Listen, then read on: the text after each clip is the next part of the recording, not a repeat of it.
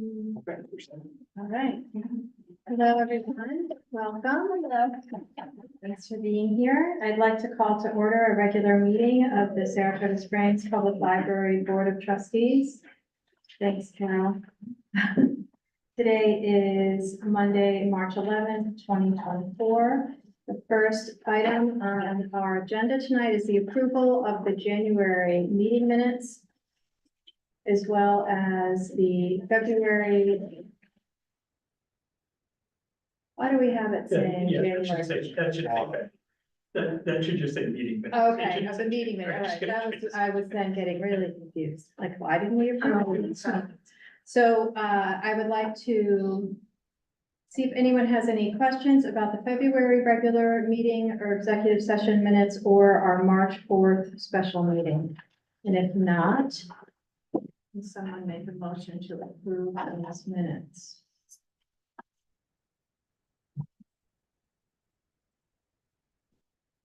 Okay, thank you. You tied. Tanya, take your pick. Heather and Frank were simultaneous. I saw her at my. Oh, okay, perfect. All right, all in favor? Aye. Thank you, that passes unanimously. Next is the approval of the expenditures. The February prepaids, number 71973 to 71975, totaling $3,570.72. And the March warrants, check 71976 to 72060, totaling $171,704.79. Did anyone have anything on those expenditures that they had questions about? Just had a question, just kind of curiosity. So we buy the Saratogian news, are we getting like a microfiche or something, or from there? We get both, physical paper and we do a microfiche. We, send it out like 6 months at a time to a company, and they do a microfilm for us. Okay, this is like dated like November 2022 to May 2023. Yeah, they had sent, the batch that they had sent, it was, you couldn't read it, so they had to redo it. So we had waited to pay until we got an actual copy that we could read. Thanks. Yeah, no problem.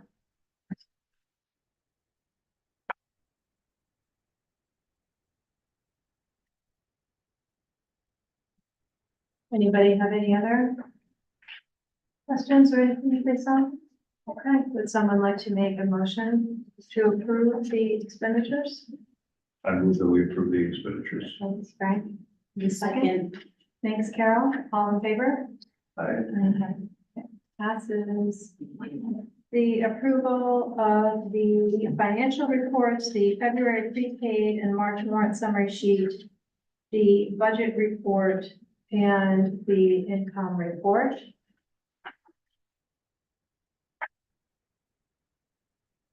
Did anyone have anything in particular that they noticed or had a question about?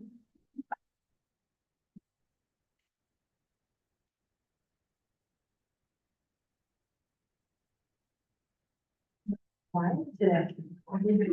Okay. And second, thank you, Nancy. All in favor? Passes as well. My report,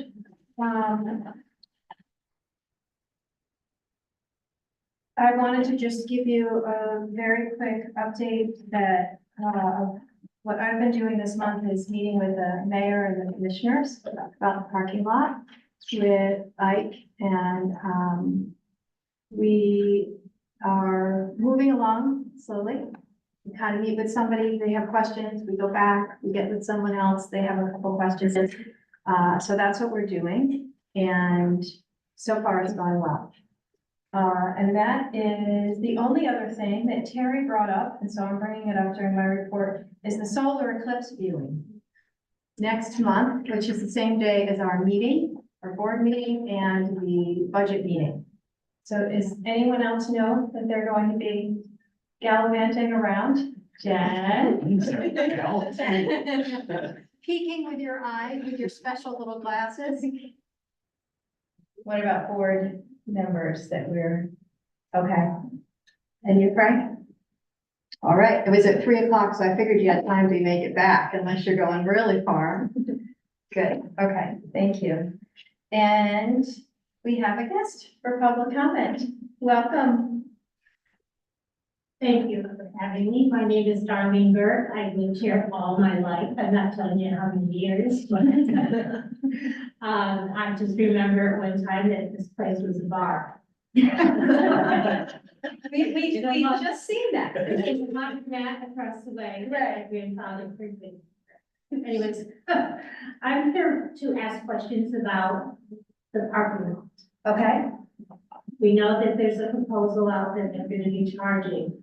Are we going to charge the parking, the library itself? Do I need to get a permit? you mean as someone who lives in the school district? So when we have public comment period, you're allowed to make whatever comments. In general, we don't take questions with answers. I can tell you that the city is aware. We are all in conversations with them about what will happen with this particular lot and how to have patrons have the ability to park here regardless of what's happening in the other lots around the city. So we are all having those conversations. But they have not, as you know, completely finalized their. Yes, I just wanted to begin. Yeah, yeah. Learning about it. Also, I am handicapped. I have a very hard time coming up this ramp. I was wondering if there's anything that you can do to help us as handicapped people to come into the building. I understand there's a lot of structures that you can't just have a door downstairs and let us in. I'm just finding it very hard to maneuver coming up and down that route. Okay, well, we can take that up, and talk with each other about that as well. Okay.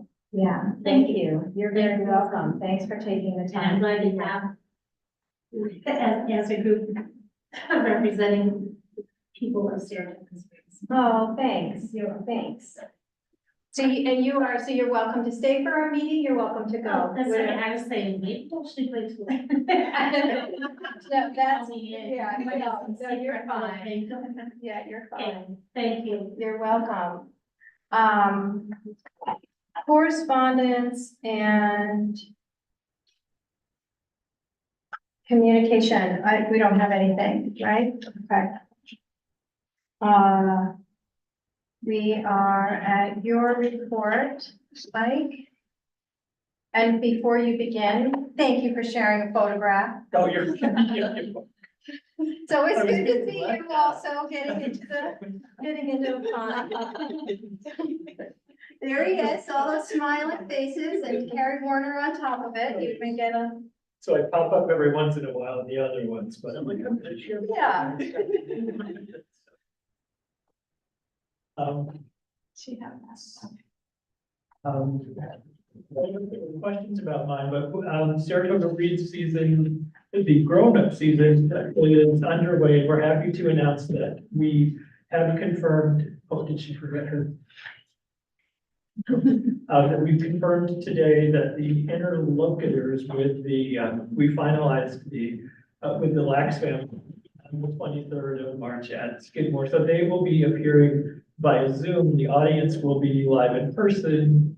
And the interviewers live in person will be Dr. Sarah Lagelmar from the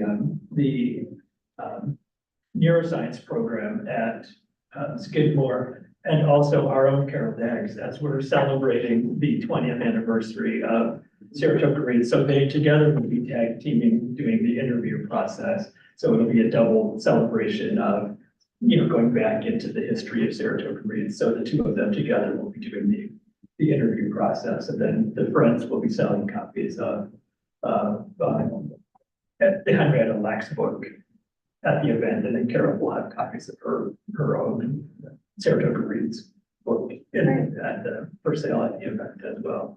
So we're looking forward to that, and we want to fill the seats because we'll be making quite an investment in bringing them to town as well. And so, God, and I just want to say thank you to Jamie and the Adult Services Department for all of the work they've done to get the whole season kind of up and running with, as the first, well, out of the gate, for the first time with Saratoga Reeds taking on the anniversary.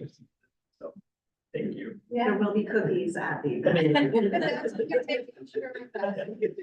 thank you, Carol, for being willing to do that. That's Thank really you. awesome. Just an important thing. Can I ask, does the family do, I mean, I'm assuming they're not just doing this for our Saratoga Reads program, right? Oh, no, they, Just a yeah, family, this is what they do? Yeah, Right. yeah, they do it for, lots of different Do people. they travel? Do they go in person? They do. It was very, very expensive to have them in person. And so with our budget, we were able to have. No, I think Yeah. it's great. It was such an unusual, it's great. Yeah, Right, and we did, in 2012 was when we first got them, so we had different family members, but we did have members of the family then, and it was right when the book was new then. And they had just started the Henrietta Lacks Foundation, and now they've been around for a number of years, and they really do a lot to support education of, especially, school children in the sciences and to try to get people of color into the medical science. So it's, and the fact that now that they can do it via Zoom, and there are now subsequent generations of the Lax family, they can participate in these things. So it's a good use of this technology. yeah. It's her great granddaughter and her daughter-in-law. Okay. Yep. Nice. Yeah, so we're excited. We're excited.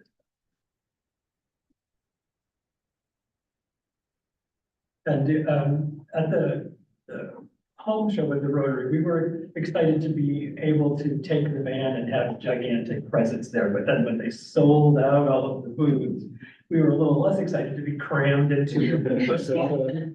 Not because we weren't excited to be there, but because we had recruited a fairly sizable group of people to be there, including, staff members, and then friends were going to be in the booth with us. And then Anna Ray has built a cadre of teen volunteers. And so at times there were going to be 3 teen volunteers, 2 staff members, a person from the Friends, all in this group. And so what we did is we shared the teen volunteers with the Rotary Club. So they helped us out in the booth, and then we also farmed them out to help out the Nice. Rotary Well, Club. that's good. So they all got their volunteer hours. They're desperate for volunteer hours. And we did talk to a lot of people about, it was also the same weekend as the Repair Cafe. So we did get people to come over to the library for the Repair Cafe. We were able to talk on a lot of Saratoga Reads, and we talked about the upcoming budget vote. We talked about the launch of the Seed Library, which is going to happen on the same day as the budget vote. So especially on the Saturday, it was very busy. I think the weather, which doesn't always cooperate with home show weekend because there's often a blizzard. It wasn't sunny, it wasn't snowing, it was rainy, so it was the perfect day to go outside and do something in the cities. So it was- Nice. Good. That's great. Anybody have questions or anything or comments for Ike? Okay, thank you. Jen, anything you want to add? I had everybody at Wesley today very excited about the Seed Library. Oh, good. Thank you. Because they do all these gardens over there. They have their own gardens. Oh, good. Great. So, yeah. I do not have anything to add. Question.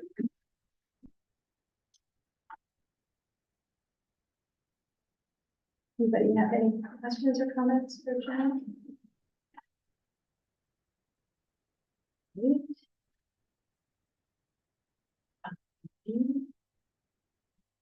John. And thank you, I really appreciated seeing all these ways of how you connected this to the budget process and stuff. I enjoyed.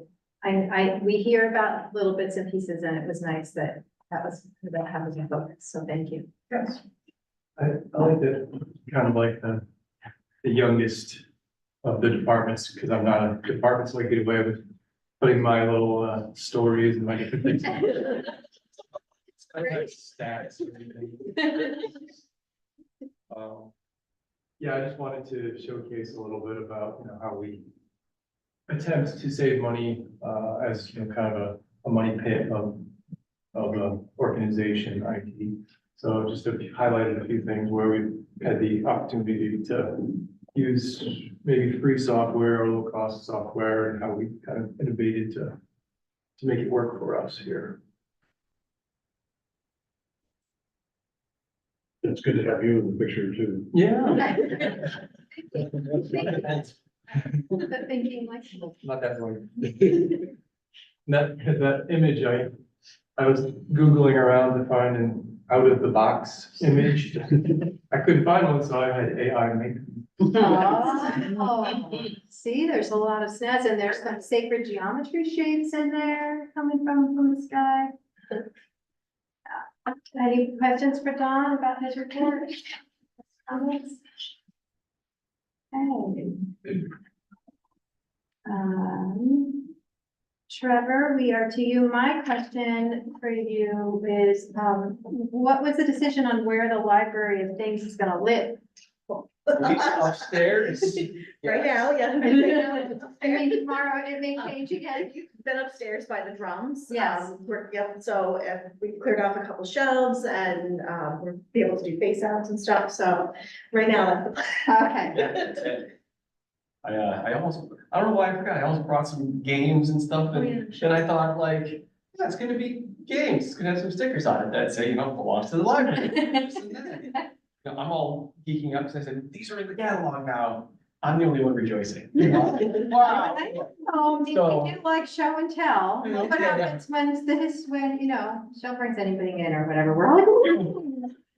Well, when we get some appropriate containers for some of the items that are kind of a little bit loose, and also when we decide what to do with the whole like metal detector kit, which the metal detector came in this very compact box, and I went, how does a metal detector fit in that? And then you're putting it together like some giant apparatus, and then there's wires, and then it comes with its own duffel bag. I went, we're gonna have to figure something. So, Are you taking donations? we haven't opened it up to donations yet, so I really wanted to see how it went. I was very. Yeah, she's like, I don't wanna get it. We need to go through the friends or something. Yeah. A special friends thing. Fred tried to pawn off his like part of his board game collection on me over the Yeah. weekend. He said, hey, you could use these, right? I said, if you don't need to get rid of them right now, just please. Right. And Treadmill? No. yourself. You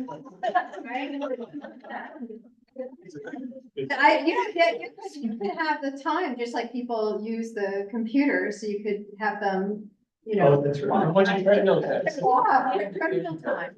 For you put it up as a sustainability exhibit, they have one of these at the Montshire Museum in New Hampshire where you can ride an exercise bike and see how long you would have to ride to power one trip up in the elevator. Oh, wow. So you can assume the treadmill next to Like that. That's awesome. Sorry, Trevor, No. I'm interrupting your flow. Is there anything you'd like to highlight here in your report? Not necessarily, unless you saw anything that you had any other questions about.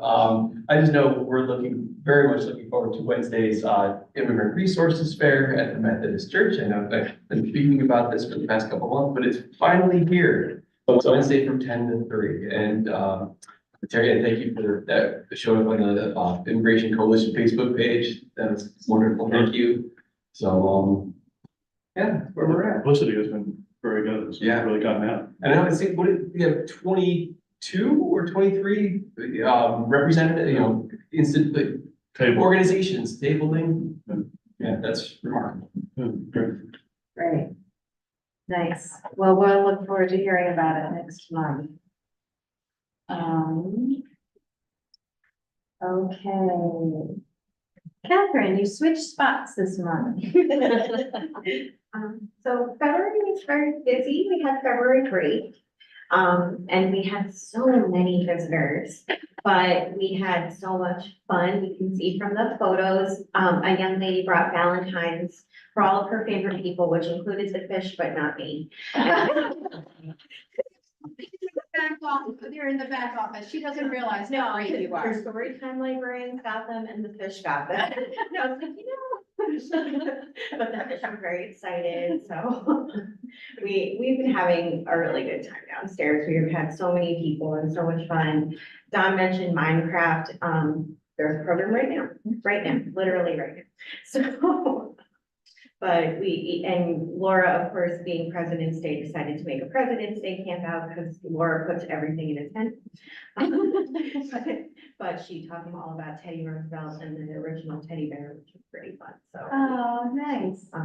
And then we're also planning for summer. Summer is bearing down on us very quickly, believe it or not. No one but me ever starts in January. I'm like, we need to.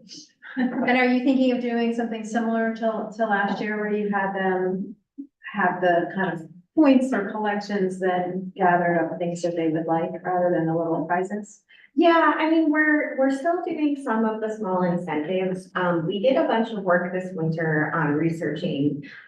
I don't want to call them better because it's still a lot of plastic, but a lot more things that are more manipulative, more engaging, so that we feel like there's a little more educational value. You know, like there's something wrong with the tchotchke here and there, but so we will still have the small prizes, especially for the younger kids.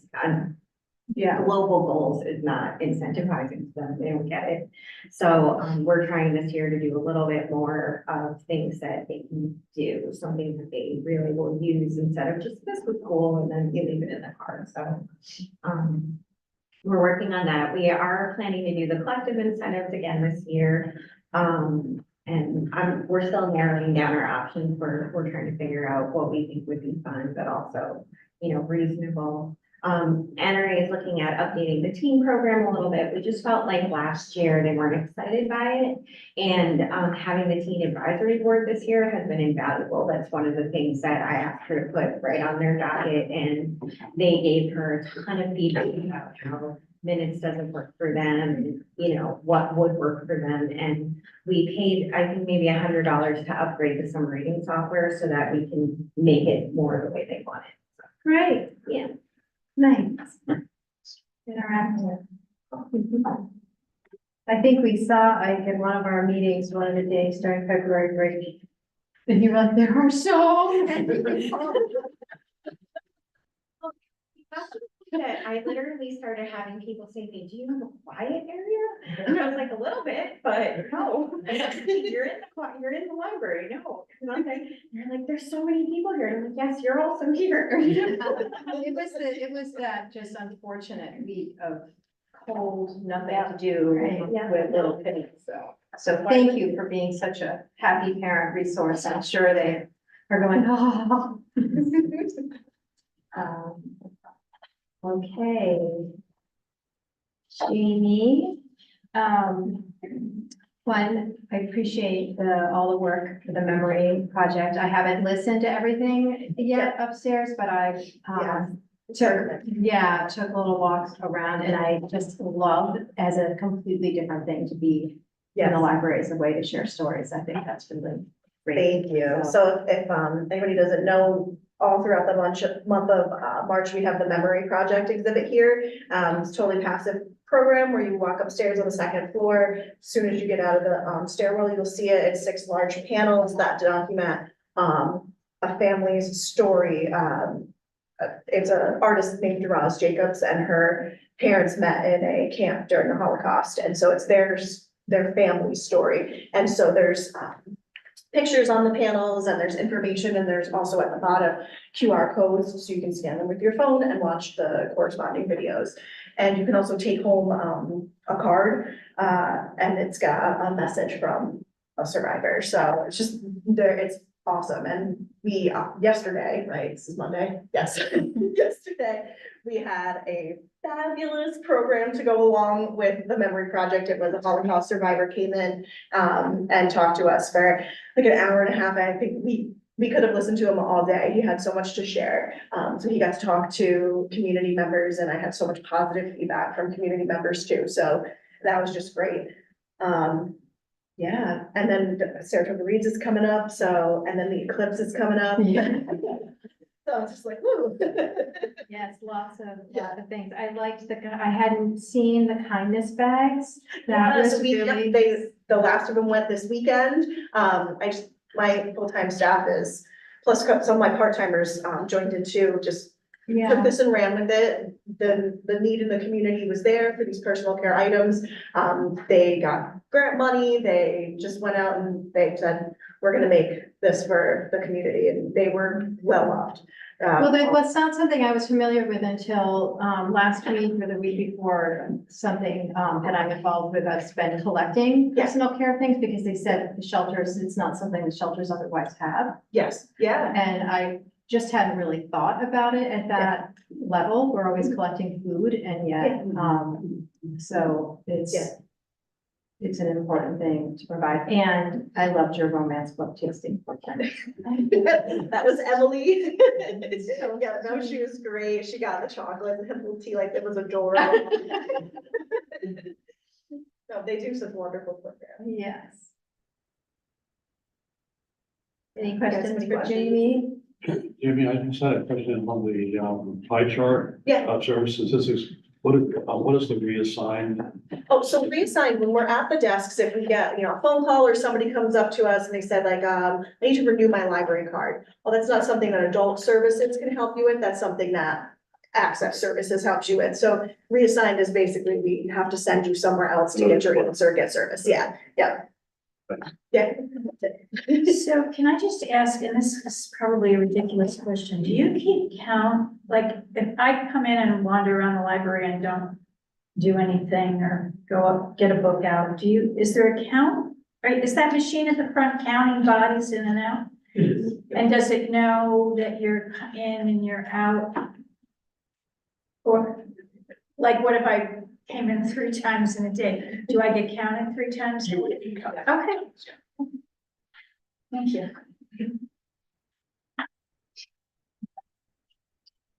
Okay, Rick is not here.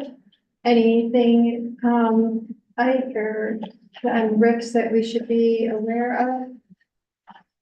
The only thing is the replacement of this HVAC heating and cooling unit that, we had one die, so Yeah. that's why the expenses are a little bit higher this month, because it was quite an expensive thing to replace. Okay, And there was a very funny smell people noticed too as they came in, as it was. it was burning up. as it was, yeah. It's new heater smell. Uh-huh. But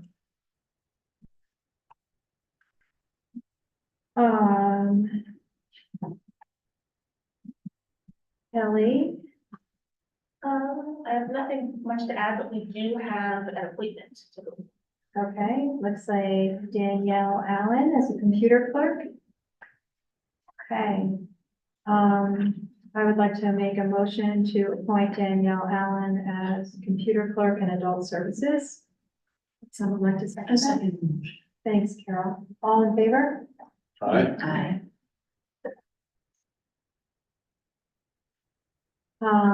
And I know, that you said you had the conversation with the health insurance benefits and, the supplemental piece, and what's happened with the performance evaluation things that you're looking at? Nothing. I'm at a standstill because it's expensive. It's expensive to go with a standalone company. So I'm not really sure where to go from here. I guess just going back to our old system, doing it on paper.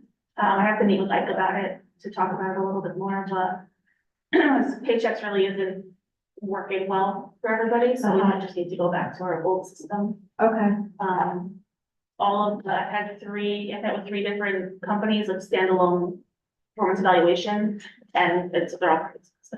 Okay, Would it be onerous to do the paper? It's just very time consuming for, like, record keeping, for me, I guess, but. I mean, everybody's used to doing it that way, so we just, it will be easy to go back to it. Right. It's just, it's not, it's much more manual, obviously, so like I keep a spreadsheet of who's due when and said, it's not an automatic thing where like the system Right. sends it out. Right. So I'm sending reminders manually and, yeah, but that's okay. That's too bad. yeah, it is too bad. You would think with all the things that exist now, right? You would I think know. that that's, It makes sense to me because the companies who only do performance reviews, their products are fantastic and I would love to use them. But, so it makes sense where Paychecks isn't super strong in that area because that they're payroll, you know what I mean? That's not really their forte, so I get it. I get why they're not great with it, but I wish they were a little bit better. yeah. Okay, well, you and I can keep us updated about that.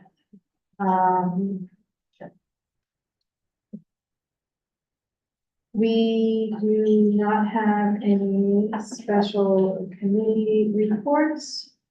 So moving into unfinished business, we have the 2024-2025 budget proposal.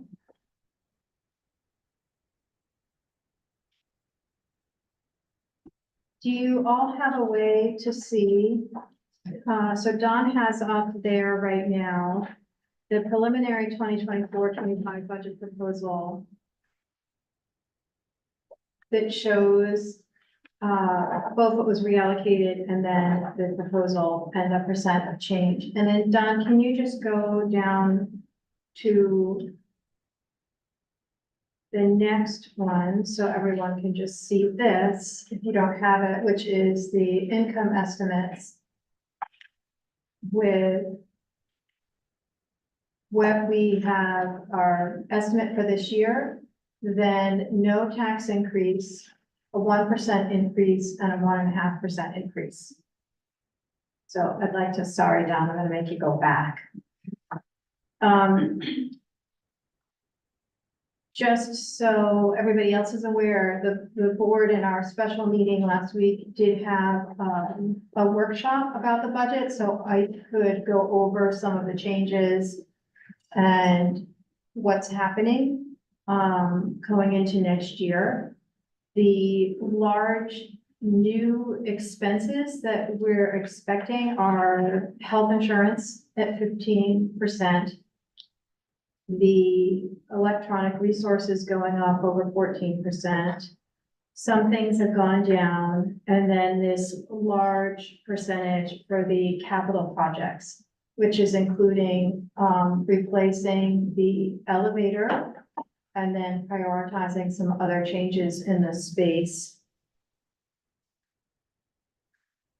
And when we met last week, we talked about the different scenarios and income. So now if you could scroll back down, Don, so everybody could see that one.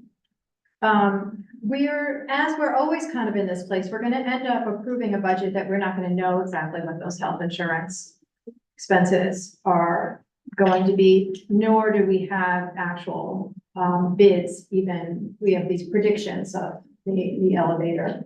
Also, by the way, I forgot to ask you, how long will it take? Have they told you how long the replacement would take?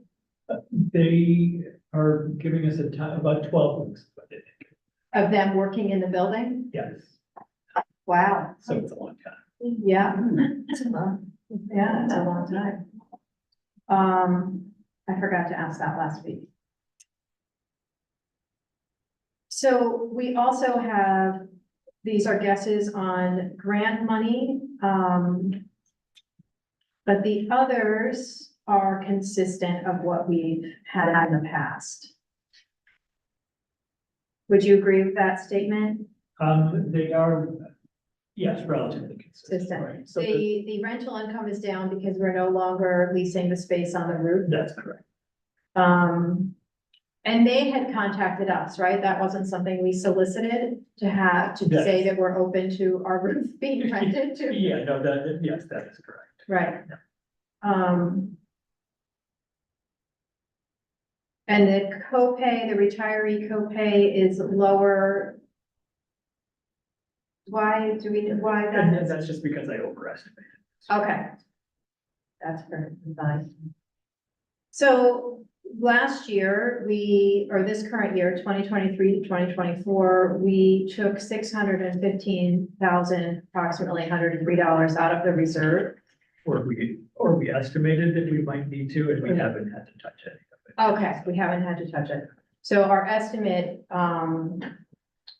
for no tax increases over $1 million, and then you can see the difference if we take 1%, if we ask for a 1% increase or a 1.5% increase.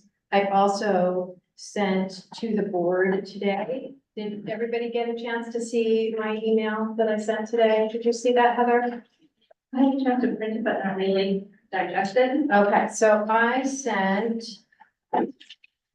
just, a history of what, that I asked Ike to do for us of the past several years, what our budget was and what, if there was or wasn't a tax increase, what it was. And he also included what the approval rates were. So last year in 2023, we asked for a 1.5% increase that was approved by the voters at 95%.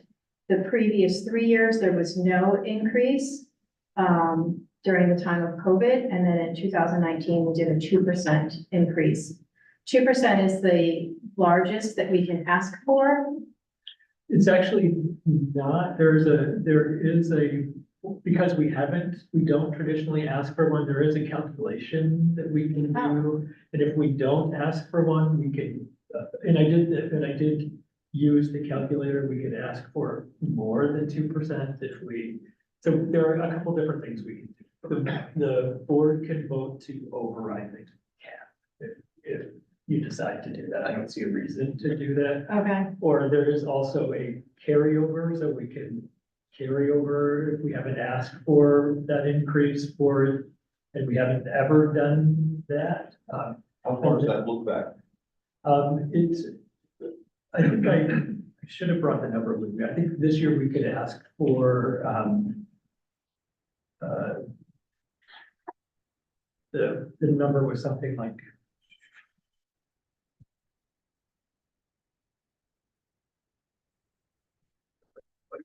So you're saying, I guess you're saying we can go back a certain amount of years and factor that in? Yes. And then there are some other things that can, like in years when there's an increase in retirement, retirement contributions, sometimes there's an offset for that depending on which retirement system that you're in. And this is one of those years where there could be an offset for that. So we could ask for a little bit of an increase for that. So it's actually significantly more than a 2%. Okay. And I didn't mention that what we were looking at for salaries was a 3% increase, which was in line with the CPI for this year. And that also in that equation is if the health insurance benefits are going up 15%. That's something else that is supporting the staff. So how do you want to begin the conversation of? I've been leaning towards a 1.5% increase to help offset a lot of these expenses that I think we need to take on for this coming year. If you're saying, I don't know that it's a time that there's enough of them that we should be asking for more. You know, we haven't historically, that hasn't been something we've been doing. We know we aren't going to do everything that has been suggested. But it is things that the patrons are going to benefit very, very directly from. What are some other thoughts? What, no, what did you say? The last part of what you said, I didn't catch. Is that Ike is saying that we could in fact ask for even more than 1.5% because we haven't done that before. And I was saying that the expenses are high enough and it's taking a lot out of our reserve. Right. And so it feels as though we should be asking for some support. When I discussed it with Eric, who's happy to answer our questions too, a 1.5% increase is $80,000 towards the budget. That's it? Yes. So, I think I would favor a 1.5%. How many people voted last year? Do we remember that? It was, I think it was under 200. Right. It's not a lot. right, the only time that it was a lot was when it was by paper, when we were When it was combined. combined with the school district vote during COVID, when we didn't have a vote in person. That's interesting. So, yeah, People voted then. yeah. And I think that's when ballots were automatically sent to. And yes, ballots were automatically sent to everyone. But we advertise it, Oh, it's put it, you know, all the legal notices are given,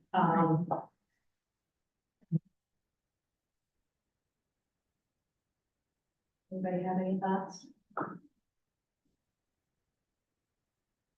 Yes. I've been reluctant to go, just given the history here, to go beyond the 1.5. I would favor the 1.5. And I think we have a good argument, in terms of the projected capital improvements.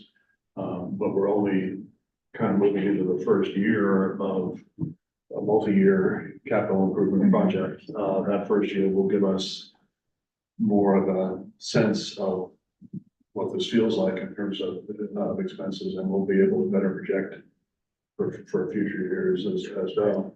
And the other factor that is in my mind is thanks to your inspiration, you have that extra income from interest coming in. So I feel we need to, you know, also put that at the disposal of the public as well. And Yeah. make sure that we're making good use of that money as additional income. Mm-hmm. You had, I think it was you who had mentioned, at the budget meeting, the idea of possibly creating like A capital. a capital projects line. Maybe not in this budget, but maybe in the future. Right. So there is a capital projects line in the budget, but what there's not is a. Separate fund. Yeah, separate fund. And I something- mentioned that with Eric, and he's gonna do some research on what that looks like for us just so that the rest of you know, so that if we, especially these kinds of projects that we could say we're gonna do such and such this year, and then the bidding and the building permits, everything's gonna be very different since we're gonna be working through the city and not through the education department like we have traditionally.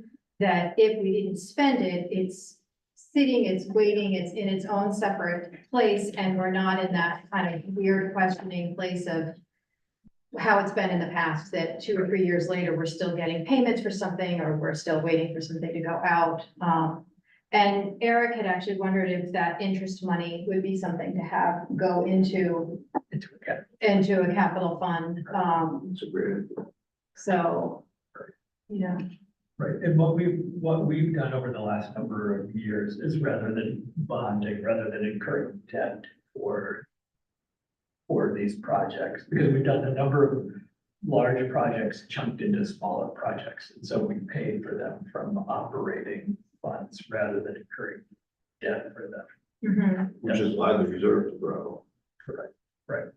And then we've recouped a lot of the funds, so we budgeted for them, but then we've gotten a lot of these construction grants, which has then allowed the. Right. And, based also on what you said, Terry, the other thing it's gonna let us do is also just see how in line the potential expenses are, which is a whole piece of it for me that I don't know. But we have these guesses from the architects, so we'll have a year in of, yes, those things are coming in at budget, or, they're not at all, and does anyone else have any thoughts? I think I'll just echo, and I mentioned this last week, that you can't make up the ground by charging more later. Right. So, we don't ask for a slight increase once in a while, then we leave ourselves behind and unable to catch up. So I would support a small increase. Okay. To prevent that from happening. Is there any of you, not comfortable with 1.5%? We very generally try to be as fiscally conservative about this, I think, as we can be. I think Heather makes an excellent point, though. Yeah, We have, we can't have kind of messed it up and asked for 5% next year, so, and the building's just getting older. We're gonna have these continued expenses. When we do this for the city budget, we show people how much that increase means to them. So if we have 50,000 patrons and we're getting $80,000, it's $1.50 per patron for more. It's really, really small, in the grand scheme of things. And I think people hear my taxes are going up, and then there's this reaction, but when you tell them it's $80,000 across the whole school district, it's a little easier to understand. Yeah. And especially, we talked about this last week, was that these are so many of these are such visual things that they can see that the money is going towards. Yeah, It's not getting, they can't tell in the back room that they. Yeah, and we know insurance is going up, or we know these other expenses are going up, but, and they know it too, but it is, we've not seen numbers like this for capital expenses before. We'll also see if grant money starts to come in, how that might end up offsetting it for the following year. Yes, Karen? Just a quick question. So the 1.5% increase is something that an amount of that could get appropriated toward the capital fund. And then my other question I asked Eric is, has the library historically held capital fund, or is this just something that's being suggested now? No, it's always, so if you go, let's see, John, if you can go up to the previous.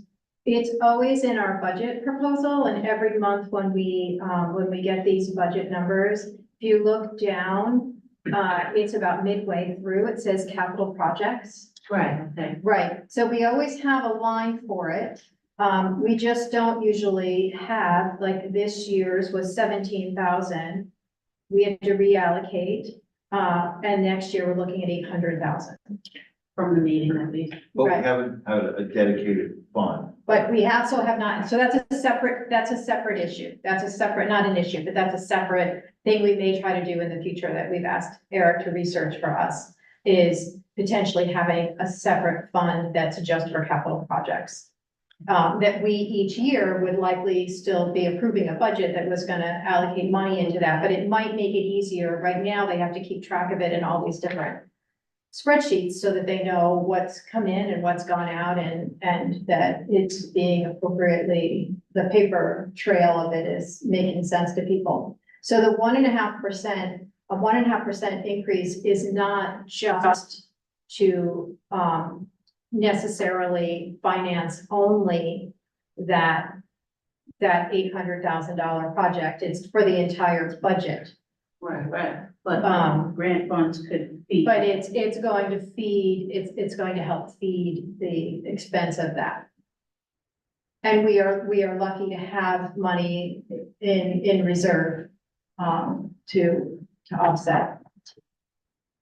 Thanks to Ike's, and the rest of the department heads, careful budgeting. Thank you. Appreciate all this careful budgeting. We are in a lucky position to even get to imagine doing all of this. So, if no one else has any questions, I would accept a motion to approve the budget with a 1.5% tax increase. I will make that. Okay, a second. Thank you, Heather. All in favor? Aye. Aye. So Ike will, the budget will be, there will be a budget workshop. We call it a budget workshop, don't we, when we meet with the public? Public hearing. And, the details of some of those projects and things will be on there. And then it was our plan to share updates on that over the next year with the public. Next on the agenda is, the MOU, the memorandum of understanding with the Friends of Saratoga Springs Public Library and the library. This is just something that they are putting together that, they're just going through and have been updating their bylaws and their structures, and this is not something that existed. The only thing that I saw on it that I wondered if they was under responsibilities. Do you have it up? Thanks, Don. The Friends' responsibilities that they operate the bookshop, they operate the coffee shop, they hold the book festival, and then they meet regularly. I'm happy that they do the Saratoga Book Festival annually. I didn't know if they wanted on here that's holding them right to that place, that there's an expectation that they're always the ones to do that. I don't know if you have an opinion about that. I think they claimed ownership of it, and they've actually, because the book festival used to have its own separate board, and Yeah. assumed, so the board members from the book festival are now actually integrated into the board. Okay, so they feel that they really have the resources and, Yeah. okay, Yeah. okay. Otherwise, I thought, well, what if they change their mind? I mean, I know they could always give us a new one, but Right, yeah, and I think all of these documents are updatable. Yes. So if something Yeah. changes, and in some ways, this is meant to protect us as well, so that, you know, because Friends groups sometimes go rogue and become unfriendly. And so this is meant to like solidify that really they are here to support. right, right, okay.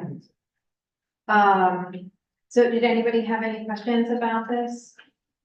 I had a couple of thoughts. Okay, One is, I think I would add language, I don't think I saw it in here, that makes it clear that there's no enforceable obligation or liability that arises from this memorandum of understanding.